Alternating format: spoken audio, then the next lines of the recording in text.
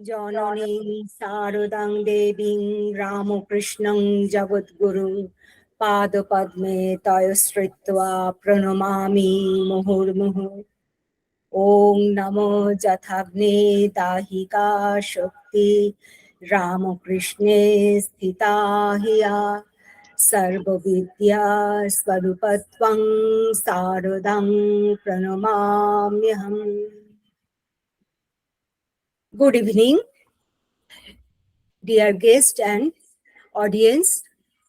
Myself, Gargide, Dr. Gargide, with great honor and pride, welcome all of you, especially our today's distinguished guest speaker, Dr. Tilak Ranjan Bera. I feel it's indeed a August moment and August evening for all of us.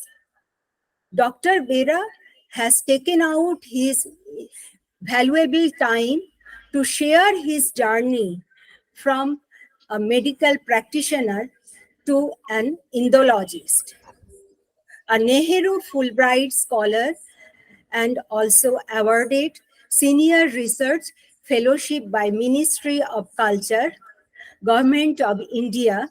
His unique observation on India in Egypt will undoubtedly enlighten all of us today.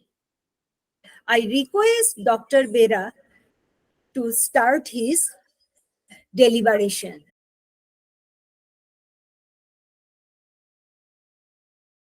Thank you very much.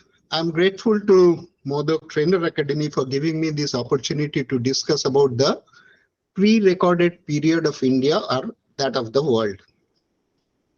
I'm thankful to you all for sparing your valuable time to attend this presentation. The antiquity of the Indian civilization is not clearly understood at this stage.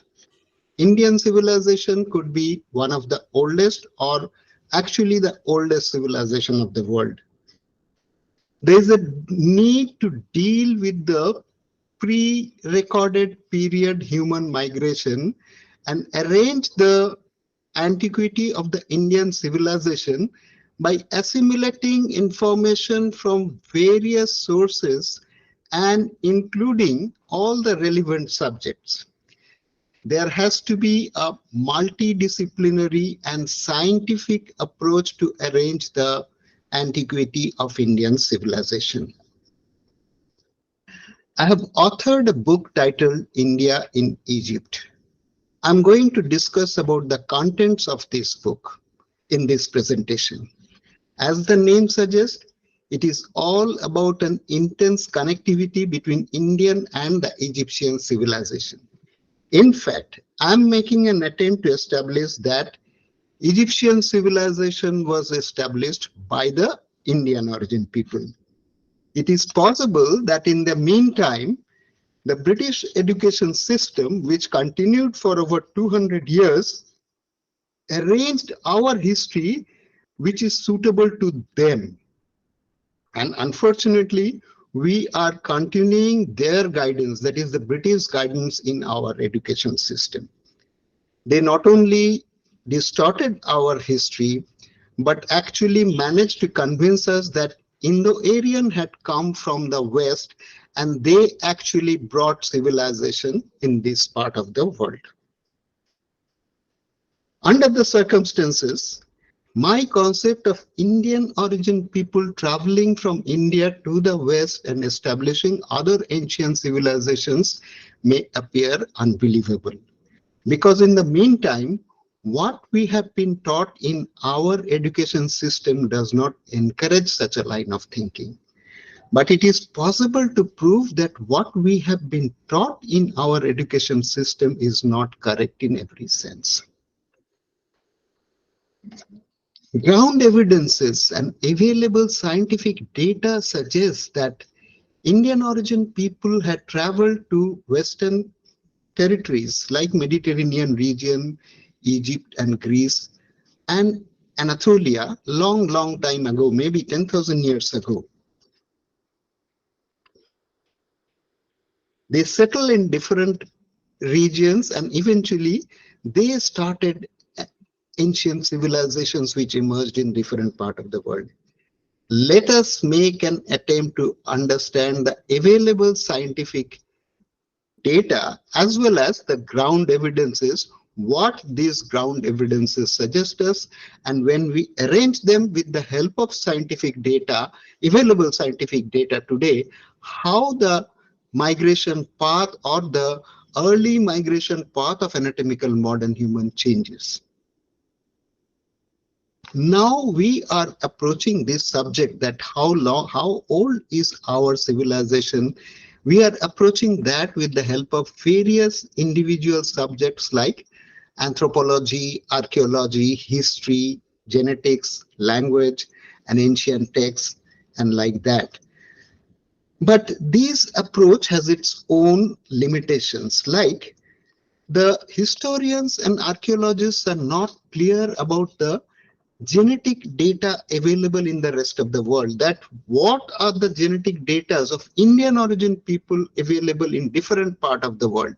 So that makes their approach a little difficult to really coordinate, that how come my genetic identity is present in Africa or in Western Europe.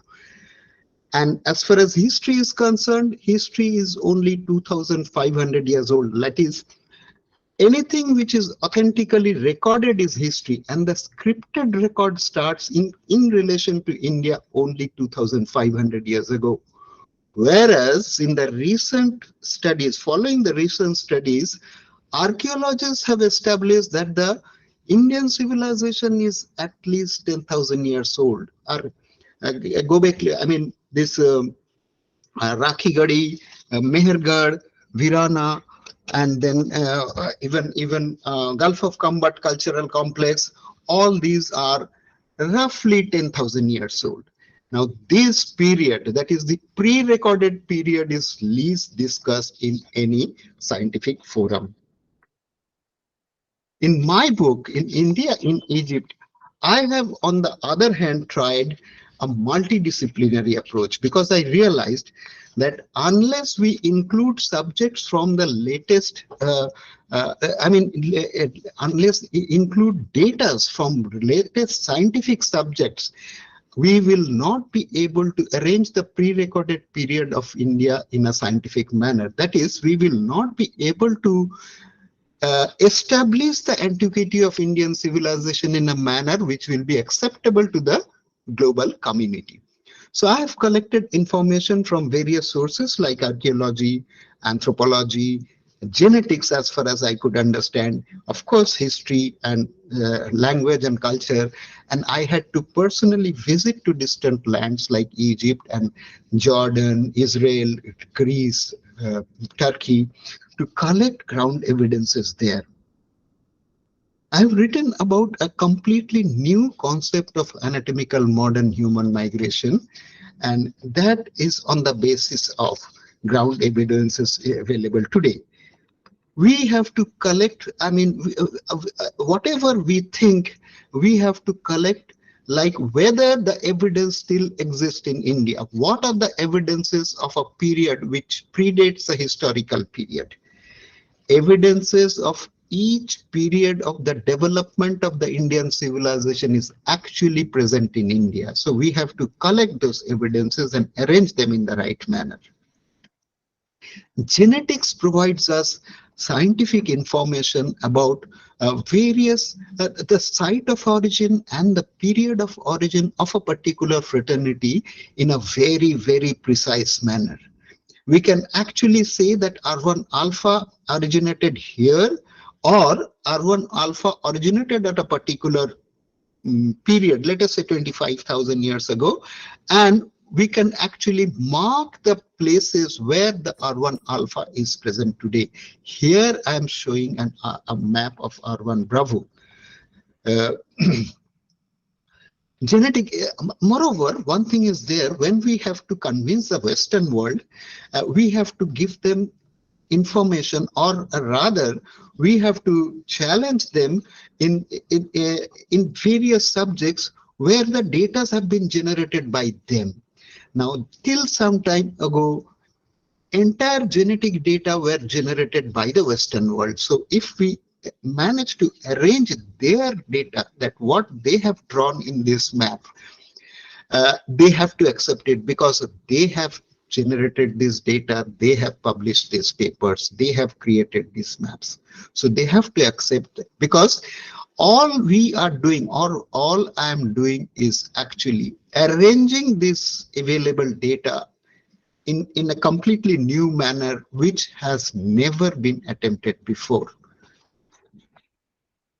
A number of papers recently published as far as genetics is concerned are not discussed in the right manner at the national and global level. I think we have to do that. That is, we have to start initiating the process if we find some genetic data which is in our favor. We have to incorporate scientific information which has been generated in the last 2 decades, especially in archaeology and genetics. And I have compiled all those information and also information from our ancient texts like Rig Veda to arrange my narrative. Like in this case, I can give you one example that Professor Suniti Kumar Chatterjee wrote a book titled India and Ethiopia because he found, or he was informed, that Ethiopian language and in their culture there are various names which are Sanskrit origin. Now he conducted a study and he wrote a book, India and Ethiopia. Now when we see this scientific map generated by the Western world, we find that Bengal region and Ethiopia, both these regions have R1 alpha haplogroup, thereby establishing an ethnic connectivity between these two places. And thus, this map provides a scientific explanation of a linguistic connectivity which was detected but could not be scientifically established. At that time, he had to stop. He has to just say that there are scientific, the Sanskrit, the prevalence of Sanskrit language in Ethiopia. And that was the purpose of his writing the book, India and Ethiopia. But he could not claim, look, there is a genetic connectivity as well. So this is a scientific data to establish or validate as a linguistic connectivity. Generally, we are taught that Indian origin people have come from different directions. Like Indo-Aryans have come from West, or more precisely from Europe, with Indo-European language. Similarly, Tibeto-Burman speakers and Austroasiatics have come from the East. Whereas, that is, India is a melting pot where people have come from different directions. In the last 4,000 to 5,000 years, that is the period generally given for Indo-Aryan migration or invasion. But my hypothesis is completely different. It says that India was the intermediate host where anatomical modern humans are living continuously for 65,000 years. So where is the need of people coming from different directions? It is India who was having the oldest anatomical modern human population of entire Eurasia. So it is from India possibly they have spread. So India is a melting pot. This concept is applicable when we consider the last 4,000 to 5,000 years when people have actually come back to India. Indian origin people have come back, or what I'm referring to, or referring by a particular term like reverse migration of Indian origin fraternities. Whereas prior to that, during the post-glacial period, Indian origin people had traveled to Western world 10 to 12,000 years ago towards Pali-speaking territory or Mediterranean region, and about 6,000 years ago towards Sanskrit-speaking territory in Eastern Europe. It is accepted now that we are anatomical modern human, or Homo sapiens. It is accepted now that this Homo sapien originated in Africa about 2 lakh years ago, or 1,95,000 years ago to be precise. And they have come out of Africa, which is known as out of Africa move, about 65,000 years ago. And following their out of Africa move, they actually reached India around that time. And this migration is known as Great Coastal Migration. So India received this anatomical modern human or Homo sapiens about 65,000 years ago. And thereafter, they continued. At a later date, they continued right up to Australia. So India is an intermediate territory where they had reached pretty early. And as per my assessment, since their arrival in India 65,000 years ago, they continuously lived in India. Now, there are definite evidence of continuous survival of anatomical modern human in India for the last 65,000 years. In fact, India is the only place in Eurasia where such evidences are present in live form. What I'm mentioning is in Andamans, we find Aboriginal tribes. Now, the Jarawas, Onges, Sentinelese, and Great Andamanis, they are found in Andamans. I got an opportunity to actually physically examine many of them. I was there for 3 years as an eye specialist in a naval hospital in Port Blair. Now, as per my assessment, there are two groups, and this has been genetically, a lot of genetic studies have taken place, and they are also suggesting that possibly Andaman Aboriginal tribes belong to two groups. That is, Jarwas and Sentinelese possibly belong, though we could not do the genetic test for Sentinelese, but their characteristic matches with the Jarwas, and we could do genetic study of Jarwas. Now, they possibly entered Andaman 40 to 50,000 years ago. I'll explain how did they enter Andaman. And the other group, that is Great Andamanis and possibly the Onges, belong to a different group who entered Andaman about 20 to 25,000 years ago. So we find at least two groups from actually 50,000 years old groups and 25,000 years group still living in Andamans.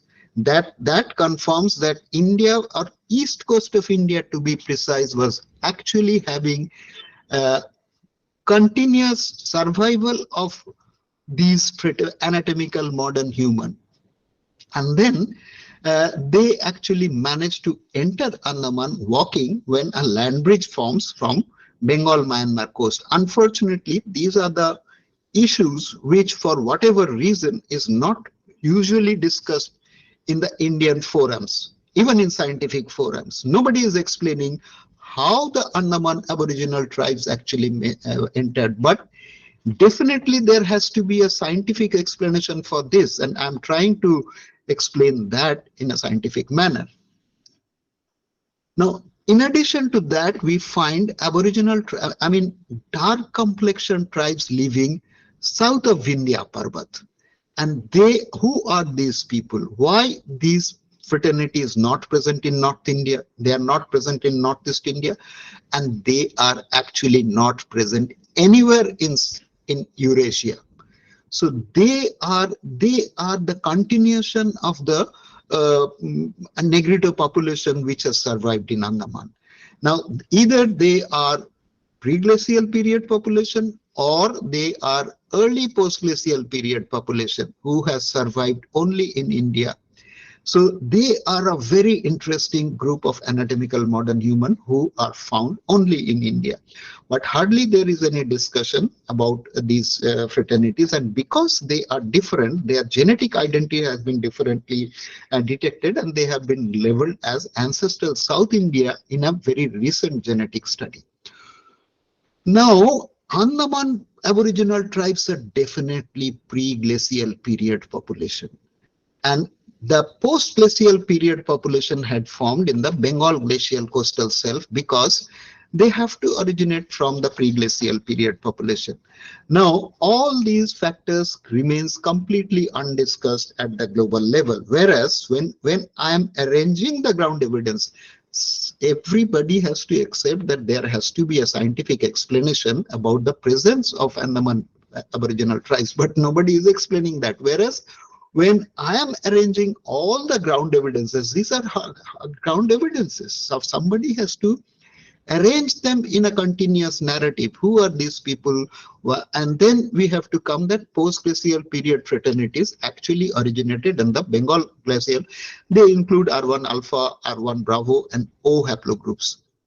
And then when this Bengal glacial coastal shelf submerged, they had to migrate to distant lands, which we will discuss a little later. Now, when we arrange all these ground evidences and the available scientific data, we find a completely new narrative of the early human migration from India to the Western world, which is not discussed in any forum in India or globally.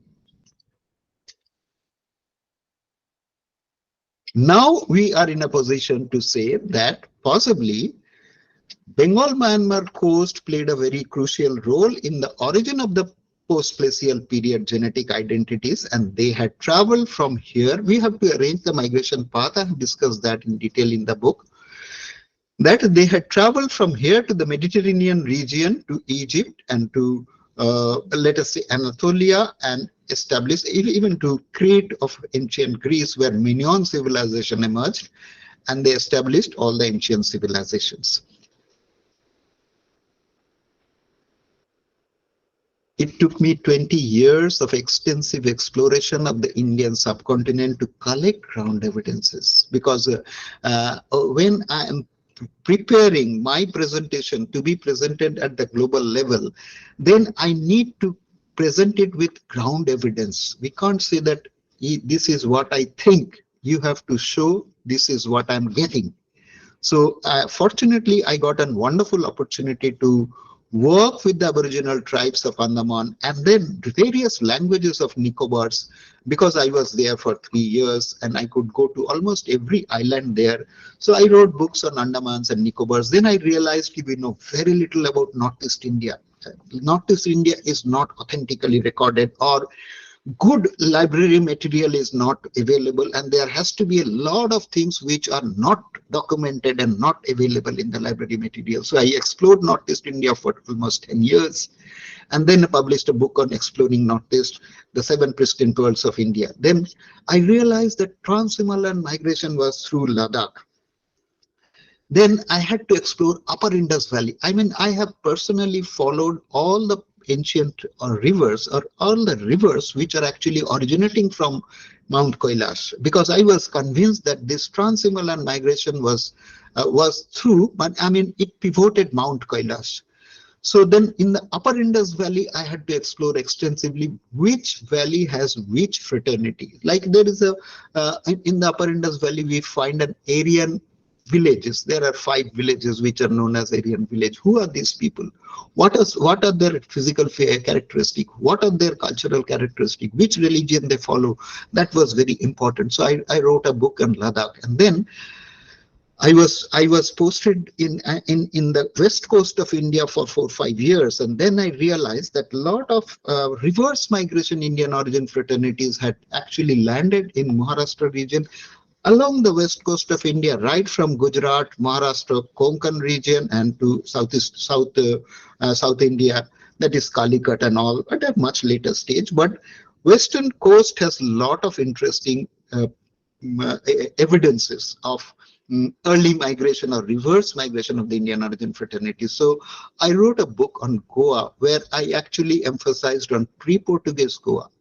Portuguese had come there and settled there 500 years ago, but I wanted to search for Goa, that is even the archaeological sites of Goa, so I published a book. So I have published books only about those places about which I could find new subjects and those regions which are not very well documented.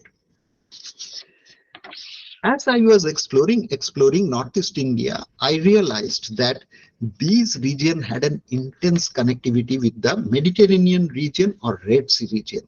Like when I went to Tejpur, I found in a 6th century temple Greek art. Now, no historian is mentioning, none of the some historical book mentions that, explains how Greek art reached Assam 600 AD.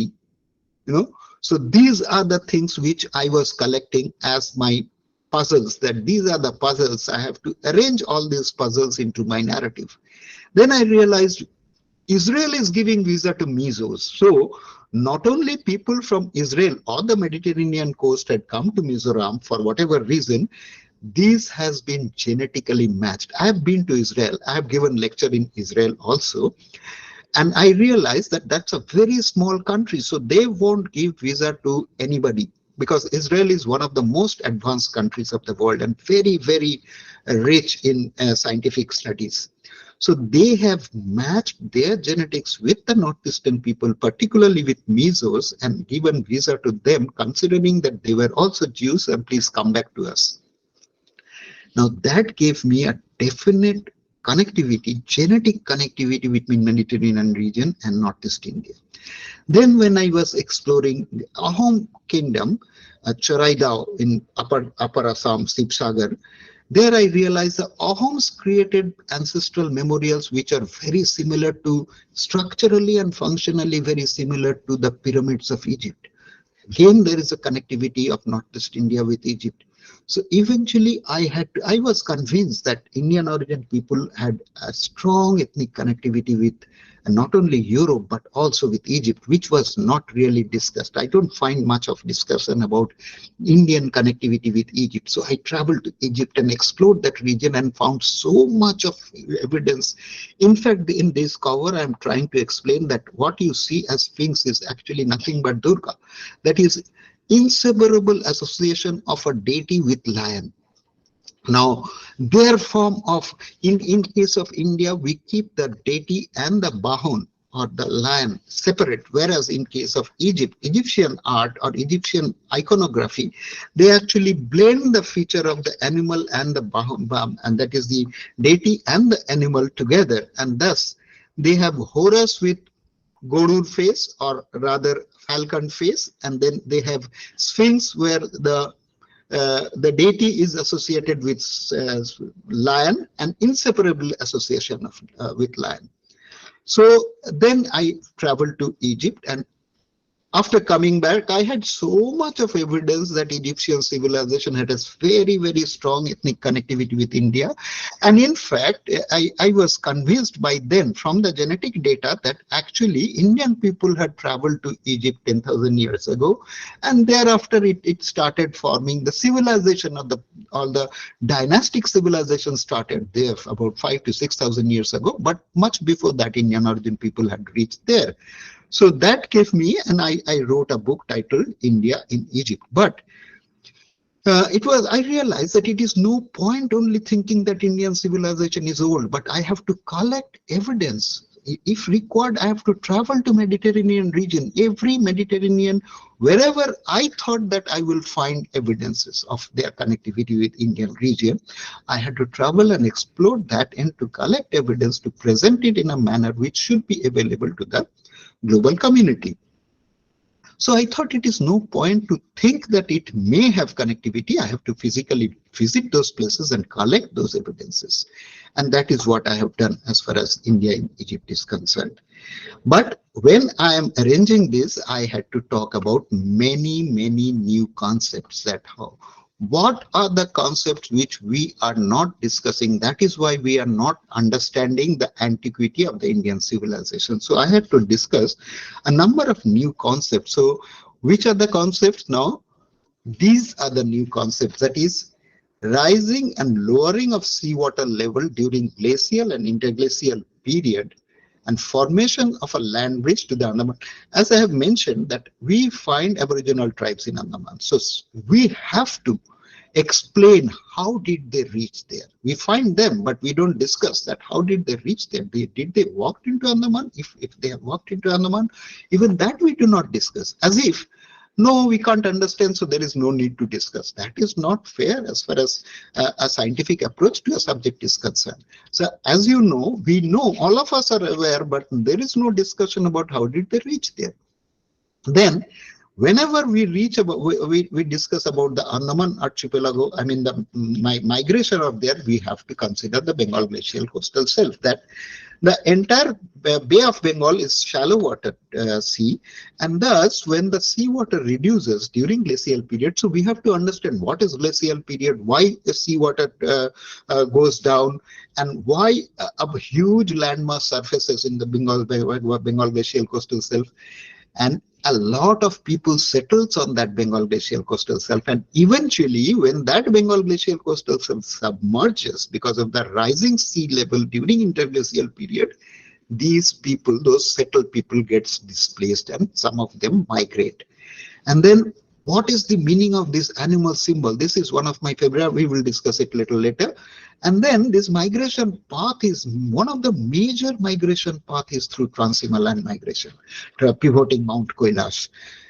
And I have physically followed many of the Himalayan rivers to actually identify which were the rivers which played maximum role in the Trans-Himalayan migration, and what are the evidences there, and how do we say that served that river coast or river course served as the migration path. So I had to physically explore many rivers all along Himalayas from east to west.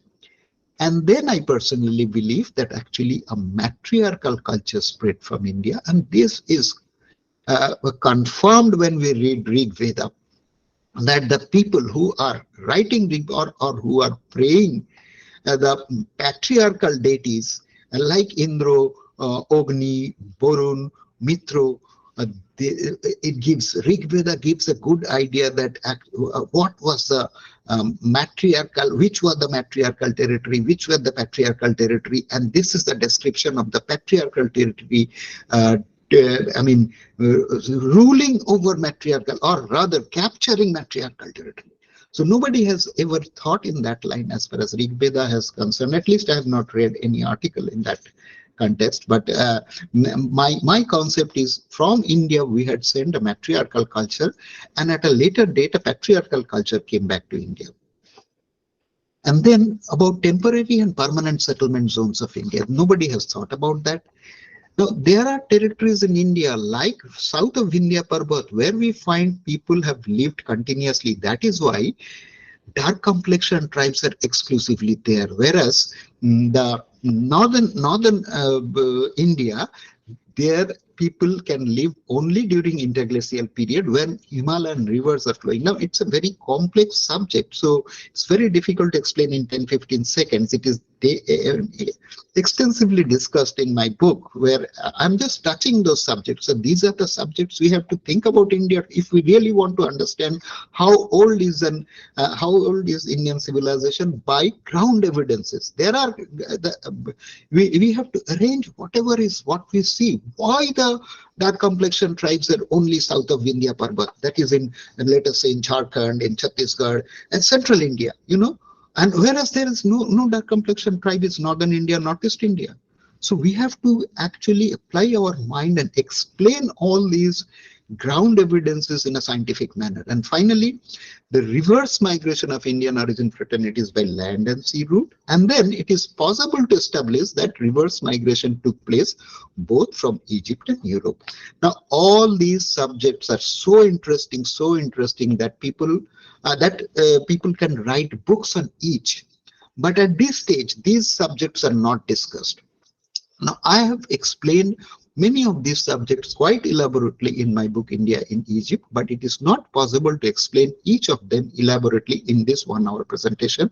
So I will show you a video where I have touched upon all these elements to some extent, or at least give you a preliminary idea that these are useful concepts which we have to consider when we make an attempt to arrange the pre-recorded period of India. Then I will show you a video. In fact, I will show 2 consecutive videos.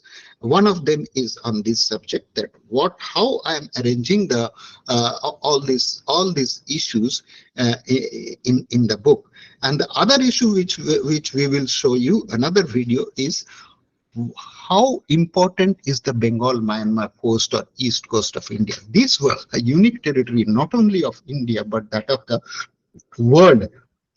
and we have to really understand what goes on in this region during the glacial and interglacial period, how a landmass, or we in Bengali we call it chora, surfaces in this region during the glacial period as seawater goes down, connecting this region with Andaman.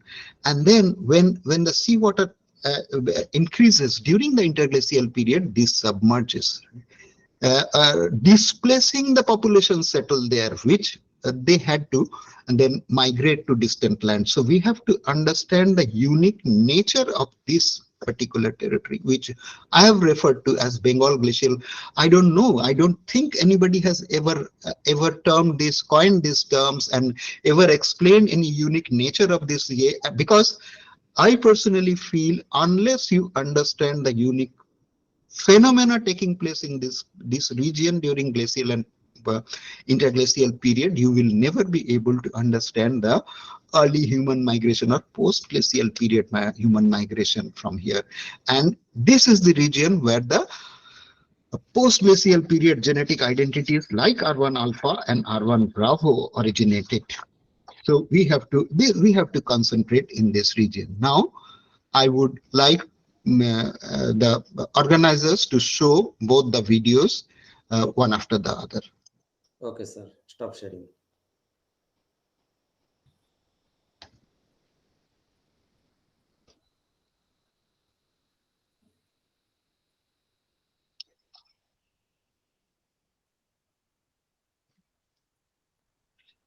Hello, hello. Yes, yes. Yes. Mhm. Videos, please.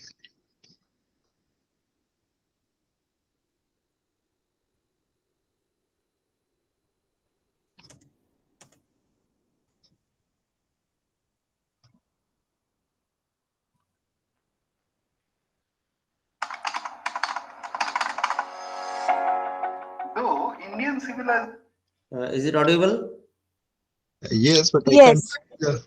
Okay. Civilization is discussed along with other ancient civilizations of the world, like the Sumerian, Mesopotamian, Egyptian, and Greek civilizations. It could be much older than the rest. Presently, the Indian civilization is considered 5,000 years old, and its origin is explained linked with the Indo-Aryan migration. Discovery of several newer archaeological sites suggests that this civilization is at least 10,000 years old. It is also possible that the Indian civilization played the role of a mother in the origin of other ancient civilizations. AMH, or anatomically modern humans, scientifically known as Homo sapiens sapiens, originated in Africa about 2 lakh years ago. They arrived in India tentatively 65,000 years ago. The presence of a large number of dark complexion tribes in India suggests the continuous survival of AMH here. Though AMH reached Europe and Northern Asia during every interglacial period, they could not survive there during the severe weather of glacial maximum and became extinct. Present population has reached there from India during the last interglacial period, 10,000 years ago. During glacial period, a huge coastal landmass surfaces between the Bengal and Myanmar coast. At this time, the population of two distinct genetic territories, the Bengal coast and Southeast Asia, intermix, producing newer genetic identities like R1 alpha and R1 bravo haplogroup in Y chromosome. As the seawater gradually rises during the interglacial period, this coastal landmass submerges, displacing the settled population. They settled on the Bengal coast and adopted various animal symbols as their ethnic identity. The Naga, tiger, lion, elephant, fish, turtle, avian, primate, each animal symbol seen at various archaeological sites represented an Indian origin human fraternity. They eventually migrated following the Trans-Himalayan migration routes which bifurcated from Mount Kailash. About 10,000 years ago, R1 Bravo fraternity descended from Kailash and followed the Makran coast to reach Africa, where the Egyptian civilization developed. The Indus Valley civilization emerged on this route. Similarly, about 5,800 years ago, R1 Alpha fraternity migrated to Europe along with the spoken Sanskrit language. The migration path of the Bagh fraternity can be traced from Bagdogra in North Bengal, ascending along the Bagmati river and reaching the Baglum Kali temple in Nepal, and finally Baghdad in Mesopotamia across Mount Kailash. A number of localities named after Bagh in Afghanistan, like Baglan, Bagram. Baghdad is located on river Tigris, which also means Bagh in Bengal. Koch or the turtle fraternity migration path can be established from Bengal and Assam along river Jamuna of Bangladesh to reach Kailash. Incidentally, turtle is the Vahan of Jamuna, suggesting its migration along the river. As one descends along Indus from Kailash, one reaches Kutch of Gujarat and Kutchi district of Balochistan. Following the Persian Gulf, one reaches the territory of Kassites in Mesopotamia, and finally the Koch fraternity emerges as Kushites in the Horn of Africa. It is possible that the Caspian Sea and Caucasus Mountains were so named as they were Koch fraternity settlements. It is likely that a matriarchal culture evolved on the Bengal coast at a very early date. During this period, goddesses became popular. Kali is known as Adi Shakti or primordial energy. It is likely that goddesses like Kali, Durga, Lakshmi, Saraswati, Monasha, which are extremely popular in Bengal, emerged during a matriarchal period when women were considered as the depository of knowledge, wealth, and power. As the matriarchal community spread to Egypt, we find emergence of goddesses like Nat, Hathor, and Isis in Egypt. Lieutenant Wilford, a British officer, wrote an article in the Asiatic Researches in 1794 where he established that the Nile River was known as the Kali River, and this is mentioned in the Padma Puran and Skanda Puran. Similarly, in Greece, Athena was very popular at the early stage of the establishment of the European civilization. Athens, the ancient city of Greece, derived its name from Athena, like Kolkata deriving its name from Kali. The Sphinx of Alexandria in Egypt guarding Pompeii's pillar complex appeared to me very similar to Durga, who is inseparably associated with the lion. In fact, Lieutenant Wilford mentioned in his article that the Sphinx name originated from the word Singhi, meaning Singho-like or associated with lion. I was overjoyed to read that Sphinx was associated with the word Shingo. Shingo is a typical Bengali word meaning lion. I was equally thrilled when I went to the Philae temple in Aswan in Egypt. I found typical brachycephalic faces and slanting eyes of Isis created on the temple pillars, remarkably similar to the faces of the deities of Bengal. On top of almost every pillar, lotus images have been sculpted, when lotus is not a natural flower of Egypt. Moreover, Isis is shown with a yellow complexion, very similar to Lakshmi or Sri of Bengal. At the entrance of the Edfu temple, a large image of falcon is bound to attract the attention of Indians. This mythical eagle is the associate of Horus in Egypt. Our Hori or Vishnu also has a strikingly similar mythical eagle popularly known as Goru as his bound. I wonder if Hori has manifested as Horus in Egypt, Ashur manifesting as Osiris, and Sri as Isis. Interestingly, like our Ashur, Osiris is also green complexioned, a rather unusual color of the skin. The relative position of Nut and Jeb, two early deities of the Egyptian pantheon, appear to have a similarity with the composite image of Kali and Shiva of Bengal. Here, the deity Nut is placed over her consort Jeb, who lies on the ground like Shiva in Bengal. The names Jeb and Shiv are phonetically quite similar. Moreover, Nut is studded with stars, and one of the manifestations of Kali is Tara, meaning stars. Kali is associated with the crematorium in India and Nut with the burial site in Egypt. Interestingly, Nut and Jeb have two sons and two daughters, very similar to Shiva and Durga of Bengal. In the second half of my book, I have discussed the evidences of reverse migration of the Indian origin fraternities from Egypt by different routes in different periods. The land route reverse migration took place along the Uttarapath and the Indus Valley civilization. We find the emergence of the reverse migration animal symbols like the lion, horse, boar, and peacock along the Uttarapath. They are found all over the subcontinent, especially in the Indian Himalayas, Nepal, Bhutan, Tibetan Plateau, Bengal, and Northeast India. A number of evidences identify the onward and reverse migration routes. I have seen two owners of a shop in Pokhara, Nepal. One was shot with brachycephalic features, which is a typical feature of indigenous Indians.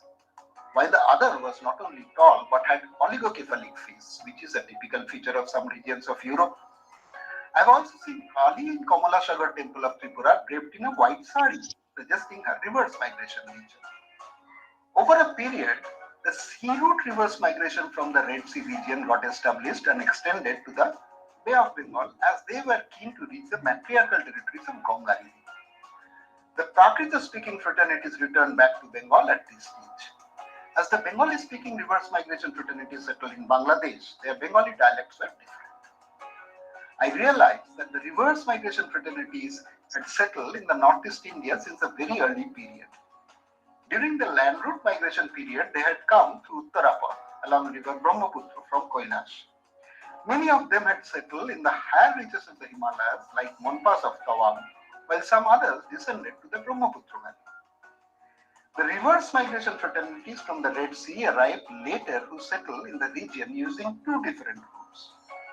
One fraternity from the Bay of Bengal ascended along the rivers of Bangladesh to settle in Assam and Tripura. Thus, we find ancient Greek art, popularly known as Hellenistic art, in the 6th century Dahaparvatiya temple of Tejpur. In Kailasahar, Tripura, we find unusual huge rock-cut images of Shiva in the Unakoti complex. The other group entered the northeast Indian states from the east as they ascended along the river Iravati and Chinvi. The Ahoms reached along this route in the 13th century. The ancestral memorial of Ahoms in Choraidao are known as Maidems, which are miniature replica of the pyramids of Egypt. In fact, the oldest Egyptian pyramids were also known as Maidems. The Hebrew name of Egypt is Mirzaim. Mizos had been given visa by Israel as they were considered to be one of the lost tribes of Israel. One of the oldest Egyptian documents, Periplus of the Erythraean Sea, compiled at the beginning of the Christian era, mentions about the connectivity of the Red Sea and this region. There is a need to arrange the pre-recorded period of India based on available ground evidences. In that direction, I intend to start a discussion on several issues which need serious attention.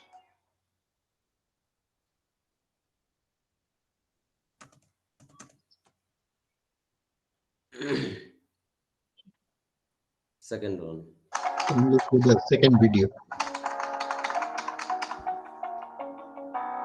Several ethnic fraternities adopted various animal symbols, and as they migrated from the east coast, they spread Indian languages to those distant lands.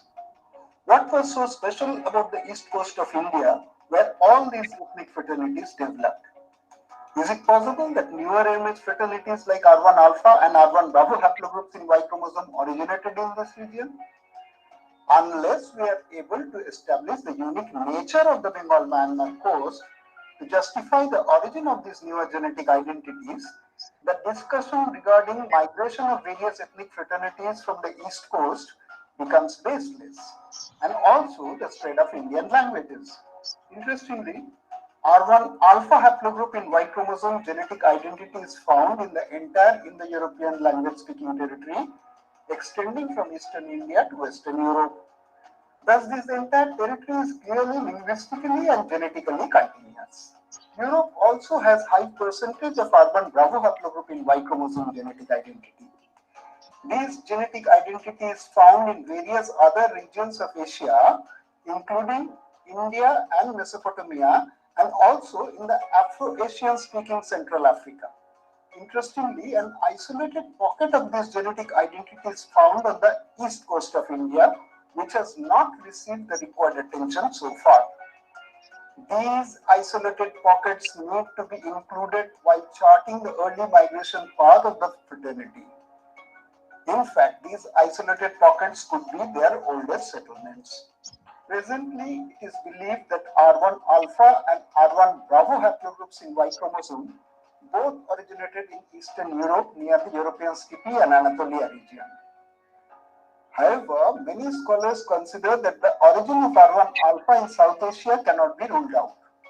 In fact, Underhill, who conducted a widespread genetic analysis of the Indo-European speaking territory, marked a region near Gujarat as having the oldest R1 alpha and several Himalayan pockets where the concentration of R1 alpha is extremely high. This itself clashes with the hypothesis of European steppe as the site of origin of R1 alpha. A number of Aboriginal tribes live in the Andaman archipelago. However, there is very little discussion about who were these people, when and how did they reach there. The only possible explanation is that they walked into the Andaman archipelago from the Bengal Myanmar coast when a land bridge formed.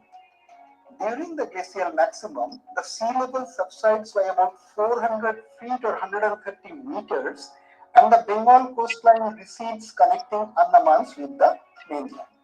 During glacial period, for several thousand years, a huge coastal landmass surfaces between the Bengal and Myanmar coast, which is referred to as the Bengal glacial coastal shelf in this book. At this time, the population of two distinct genetic territories, the east coast of India and Southeast Asia, intermix. And this genetic union produces newer genetic identities like R1 alpha and R1 bravo haplogroups in Y chromosome. As the seawater gradually rises during the interglacial period, this coastal landmass submerges, displacing the settled population. They settled on the Bengal coast and adopted various animal symbols as their ethnic identity. To begin with, they were bare-bodied and were known as Nanga, who adopted the Naga or serpent as their ethnic symbol. It is possible that their mother goddess was Kali, who is also depicted bare-bodied. These early fraternities eventually migrated following the Trans-Himalayan migration routes pivoting Mount Kailash. The Indus Valley civilization emerged on this route. They continued their journey and established the Egyptian and Greek civilizations. It is extremely crucial to establish the site of origin of R1 alpha and R1 bravo haplogroups in Y chromosome on the east coast of India 10,000 years ago, because that will provide us the direction of the migration of the post-glacial period AMH fraternities and also the reason for the spread of Indian language and culture. About 10,000 years ago, R1 bravo haplogroup in Y chromosome migrated to Africa, establishing the Egyptian civilization and spreading Pali language in the Mediterranean region. Similarly, about 5,800 years ago, R1 alpha haplogroup in Y chromosome migrated to Eastern Europe along with the spoken Sanskrit language.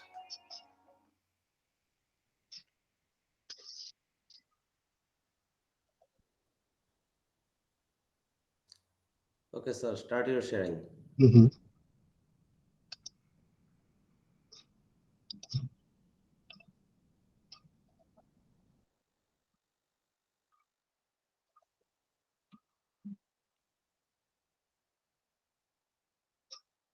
Can you see the slide? Yes. Okay, you can see the slide. This is one of my most favorite subject, that is animal symbol. Now, as I have mentioned, that post-glacial period genetic identities formed on the Bengal glacial coastal shelf, and they were compelled to migrate because of submersion of their settlements. Now, they were divided into various fraternities, and each adopted an animal symbol as their ethnic identity. Like today, we have Bengali, Marathi, Gujarati, Punjabis, Tamils as the because we can write the names, whereas during prescript period they use symbols to identify each fraternity. Now those fraternities which lived on the coastal region adopted marine species as their ethnic identity, like Motso, Kurmo, that is fish, turtle, and swan, and of course Naga. Whereas those who lived on the interior forest and lived a hunter-gatherer lifestyle, they adopted animals as their ethnic identity, like tiger, Hanuman, elephant. Elephant was used, they used Hathi and Gojo in two distinct territories. And amongst the avians, they used owl as an avian species ethnic identity, and of course Naga. So Naga is common in both. Now, wherever they settled, these fraternities were possibly called as Bagh fraternity, Hanuman or Hoons, and then Hathi fraternity or Gojo fraternity, like that. And wherever they settle, they name those settlement after the name of the ethnic identity of that, or the symbol they had adopted. Like we find cities like Baghdad, which was possibly a Bagh fraternity settlement, and rivers like Tigris. Again, Bagh. It is very interesting to note that Baghdad is a city which is on the bank of Tigris River. Now, tiger means also Bagh in Indian or Bengali language.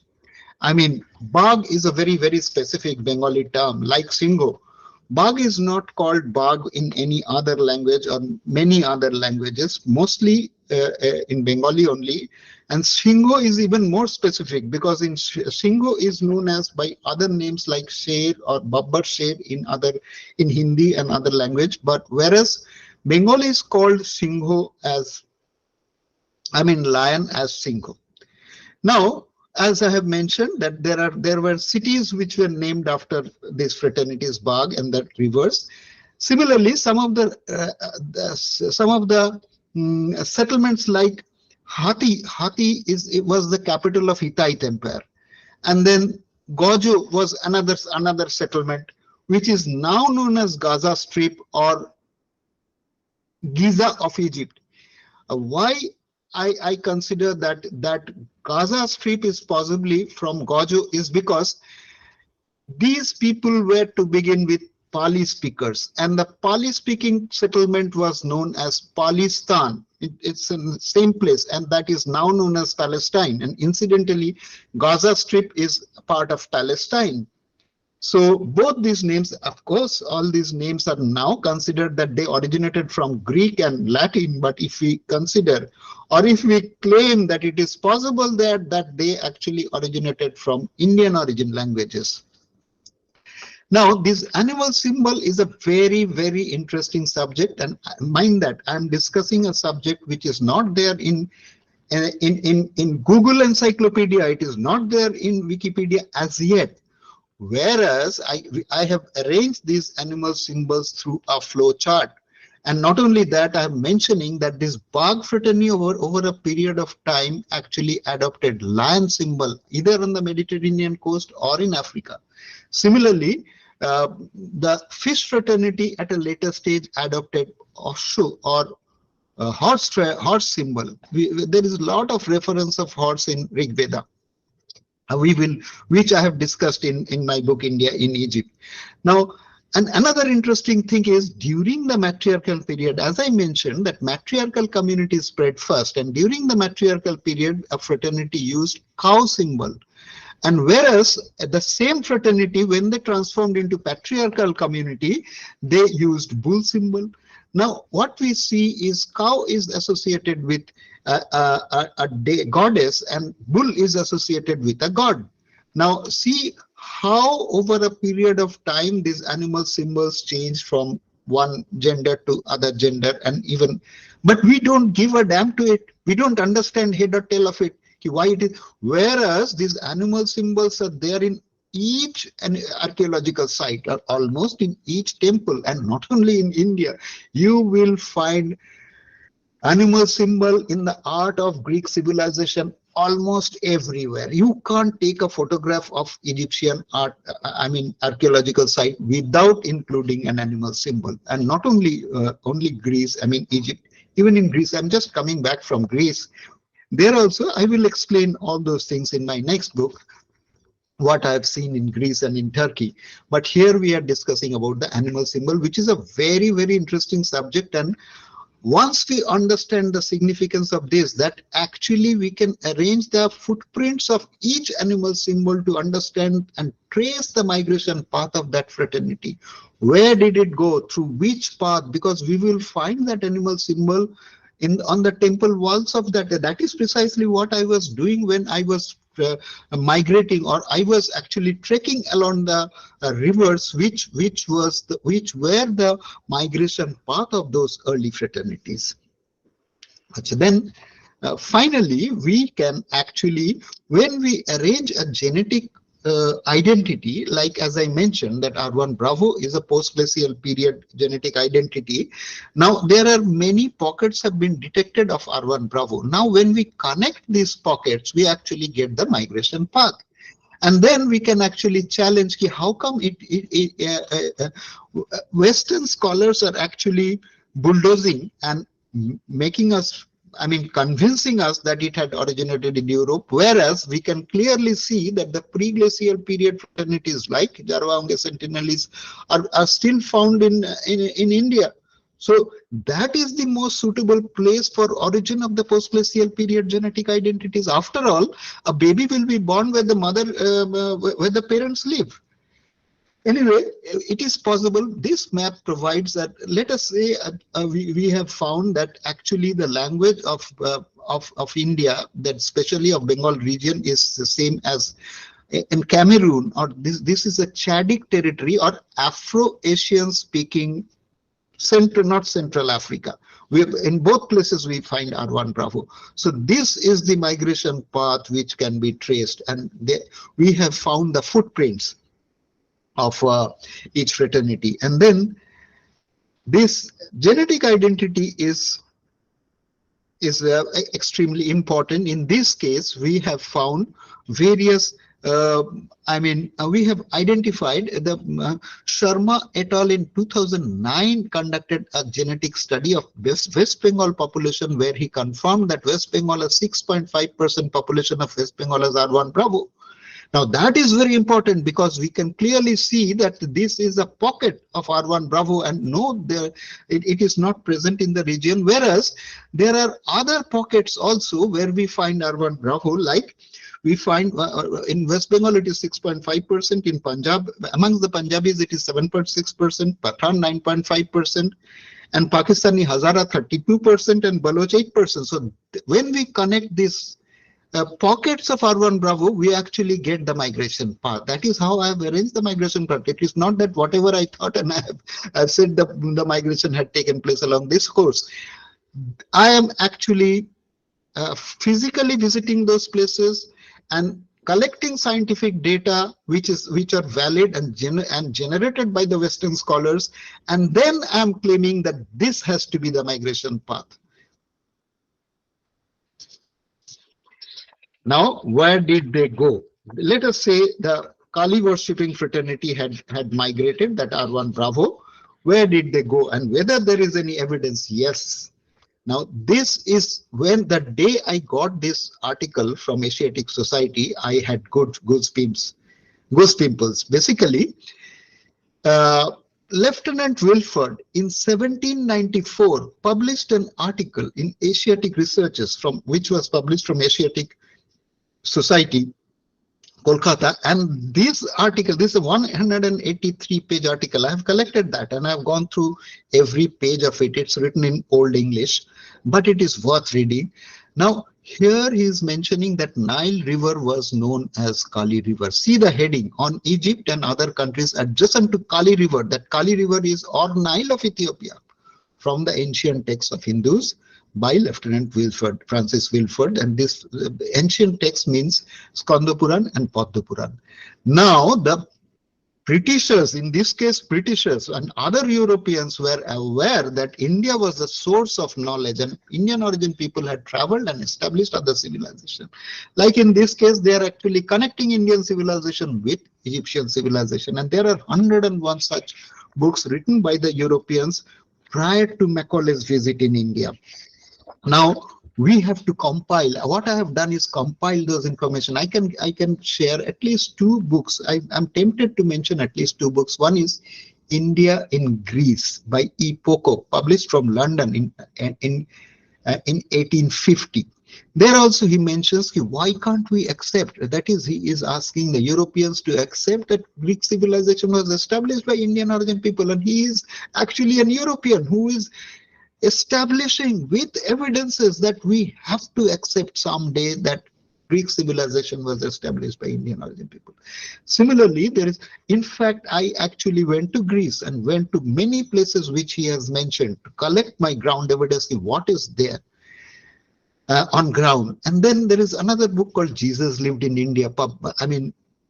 by Holger Kirsten, a German theologist, where he establishing that actually Jesus had spent his formative years from age 13 to 30 in India, and he imbibed Buddhism, and he went back with his Buddhism knowledge or philosophy, and he was preaching that. Now, if you don't believe, now this book was published by Penguin. Now, no less than Penguin is publishing a book which confirms that Christianity actually originated from Buddhism, and he had an intense connectivity. That is, Jesus did not die of crucifixion, and he came back and lived in India till the old age of 80.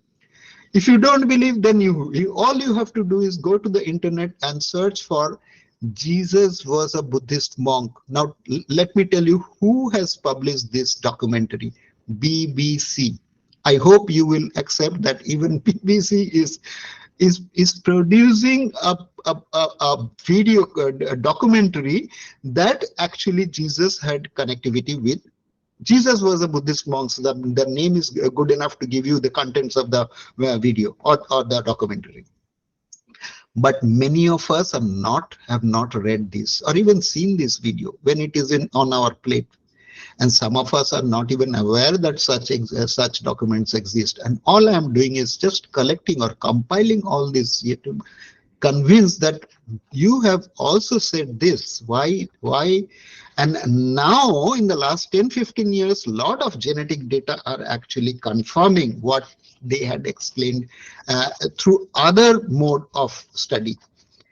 Now, finally, even I personally feel that Kali manifested as Black Athena in ancient Greece and Black Madonna in the rest of Europe.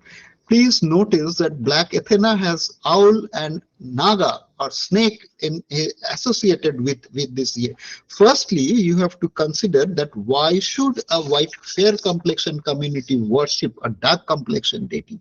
That is because they had worshipped Kali, which had dark complexion, when the Europeans were dark complexion themselves. And over a period of time, because of the environmental effect, Europeans had become fair complexion, but they continued to worship Athena.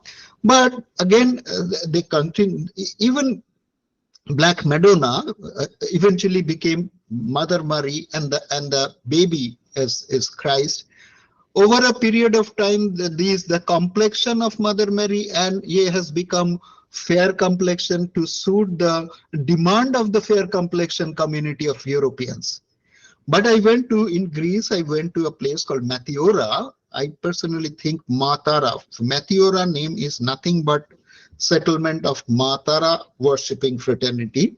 But there they are still drawing Mother Mary and Christ as baby Christ as dark complexion, at least not fair complexion. And this dark to fair transformation we see here in India also.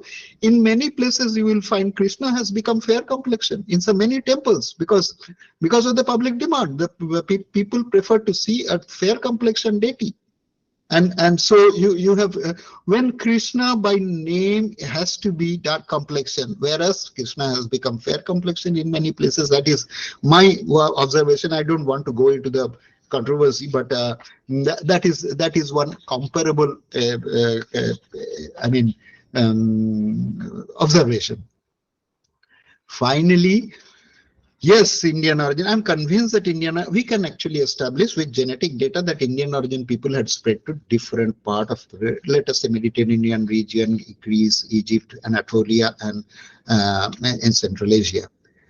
At a later date, they returned to India. That I'm referring to as reverse migration of the Indian origin fraternities, and they came back, one from the Red Sea region or the Mediterranean region who were Pali speakers, and one from Europe or Eastern Europe to be precise, or entire Europe who were Sanskrit speakers. Now the reverse migration of the Sanskrit speakers are actually known as Indo-Aryan invasion. Now this is one concept which is very interesting, and I have elaborately dealt with that. What are the evidence of the reverse migration of the Indian origin fraternities back to India? And then this is through the land route which occurred, where the reverse migration from the Red Sea region or the Mediterranean region was through Indus Valley civilization and through Uttarapat in the Himalayas. And these are the evidence of the sites where the reverse migration fraternity returned when they were returning by sea route. These are the places they went, and they came back to even Gangaridhi or even Chandraketugad. And then finally, as I mentioned, they went into Northeast India also, in through two directions. One is directly through the Bangladesh rivers and the other through Chindwin and Irrawaddy. This is another good example of reverse migration. This is one evidence that we find Shorosho Mahajanapadas or 16 Mahajanapadas in the Jain and Buddhist scriptures written in Pali. So considering that this is not there, this compilation of 16 Mahajanapadas are not there in Sanskrit. So we can presume that they were Pali speaking fraternities, and it is clear that they were coming back by ship. That is, they came at this stage, they were returning by sea route, and they were traveling by Dakkinapat and Uttarapat and settling at various places which were known as Mahajanapadas or mega cities. And that has been clearly recorded.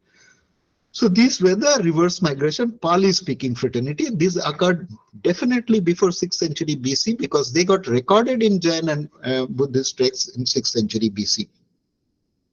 So this is a very definite example or evidence of reverse migration of the Indian origin fraternities.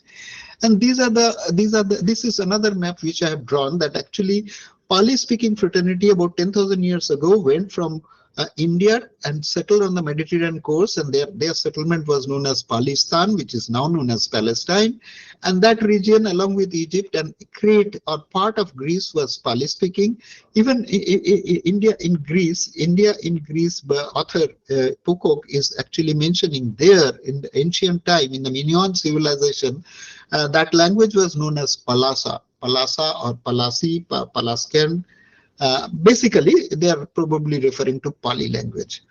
And then when they came back from Red Sea region, they returned to west coast of India, and then they established these 16 Mahajanapadas, which were definitely Pali-speaking territories. And whereas Sanskrit-speaking fraternities, these yellow territories are Sanskrit-speaking fraternities, which went with the R1 alpha, and much later, about 6,000 years ago, from the Bengal coast, once again, they went to Eastern Europe, essentially.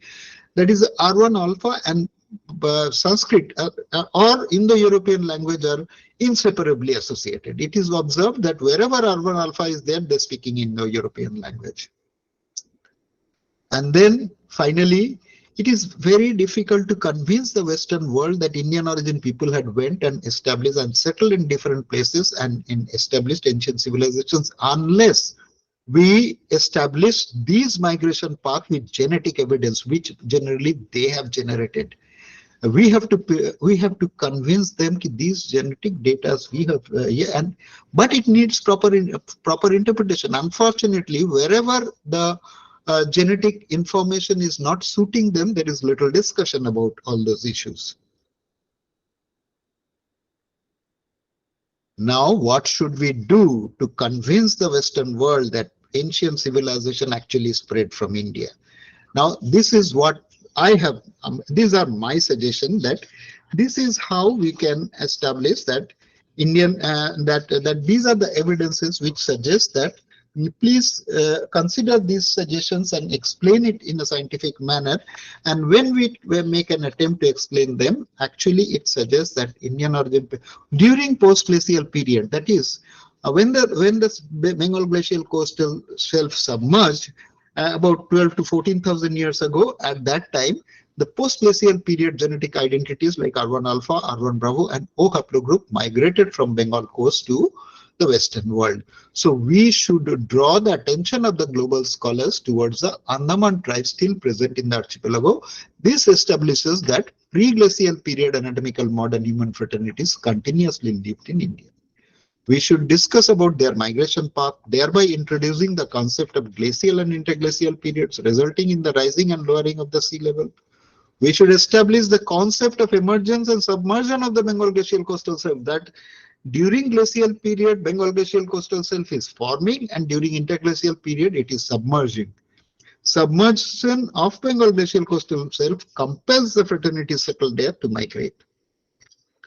And then these post-glacial period genetic identities like R1 alpha, R1 bravo, and O haplogroup originated on the Bengal glacial coastal shelf.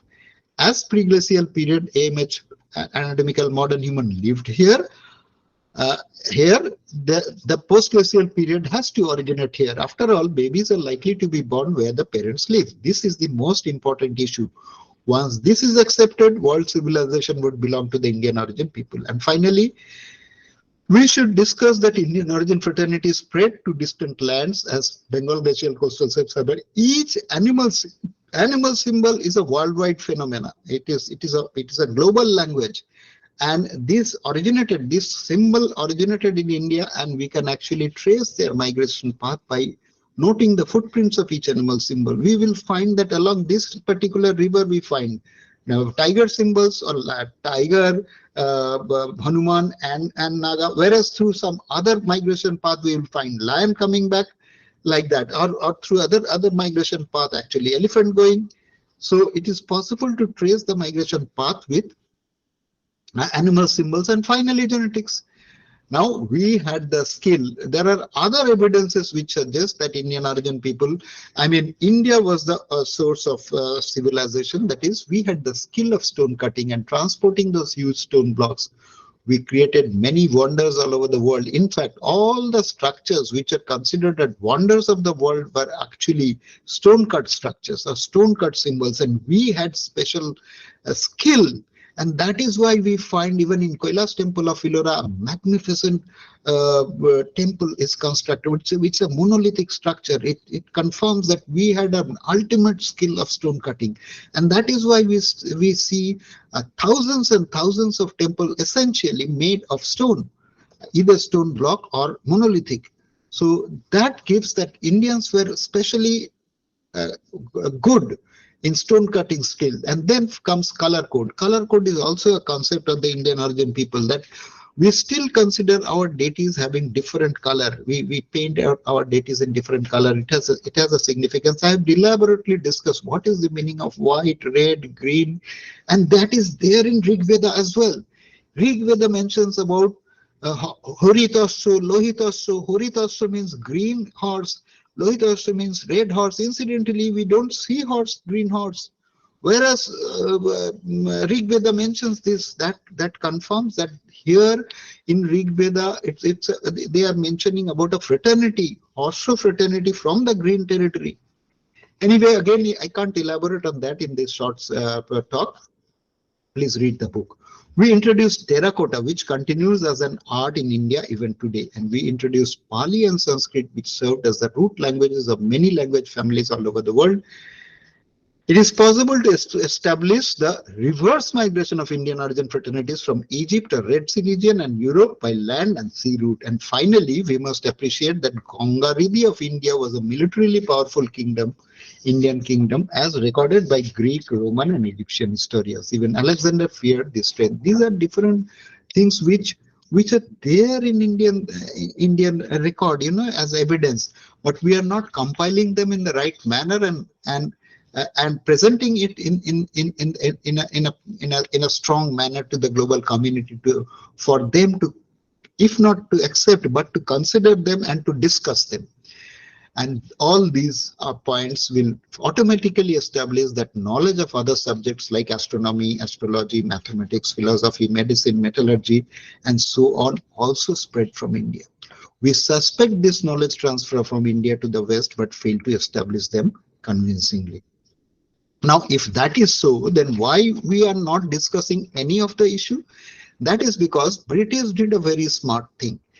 They eliminated all these subjects which may establish that Indian civilization was old from our syllabus. And because they are, unfortunately, we are still following the British syllabus in many subjects. Thus, these issues remain out of our syllabus, and hence no time and forum to discuss on this. You are bogged down with completing the syllabus in every subject, and all these issues are not there in any subject within your syllabus. So they are not discussed. Now, all these ground evidences, somebody has to think, but because it is not there in the syllabus, only forums like this can discuss this. And unfortunately, not many people are interested in anything which is not there in the syllabus. Now, finally, this genetics. Now, present available genetic data is in our favor. That is very important. But it has to be arranged in a manner. We have to pinpoint wherever we find that here is a genetic data which is in our favor. In fact, this particular slide almost confirms that R1 Bravo originated on the Bengal coast, because you see, not only you see a patch which somebody has to explain, and there is no footprint around that suggests that it has not come back at a later date from any other part of the world. And this migration, R1 Bravo migration, took place 10,000 years ago. So 10,000 years ago, we have a genetic identity which is now much more concentrated in Western Europe. Somebody has to explain. I personally feel that this presence of, I have not drawn this map. It's the Western communities. I mean, the Western scholars, they have drawn this map. You go to Google and search for R1 Bravo haplogroup and you will find this map. So we have to concentrate on these sort of evidences which are in our favor, and ask for a discussion why there is no discussion about these pockets. And I personally feel these pockets confirm that it actually originated on the Bengal coast. It has not come back at a later date. In any case, these migrations possibly took place 10,000 years ago. You want to mean that 10,000 years ago somebody came from Europe to Western Europe to Bengal? Whereas, because there is no footprints all around, and how can they come when there is no footprint all around? So, in all probability, this is the original seed or original fraternity which settled here. And because the reverse migration fraternities have settled all around, including R1 alpha, so that is why today it is found in a pocket. And this perfectly fits with our hypothesis that that early fraternities during the post-glacial period had migrated from Bengal coast, from India definitely, and from Bengal coast to be precise. And when we draw a similar map of R1 alpha, that also gives this here. And in any case, both R1 alpha, R1 bravo, and O haplogroup, all three are present in Bengal coast. Why? Nobody is explaining that. Nobody is discussing that. Now, I have presented enough scientific evidence to claim that Indian origin people had traveled long ago from here to the Mediterranean region and to wherever they are found today. But there is no discussion at the national and international level. Thank you for your patient hearing. Jai Hind.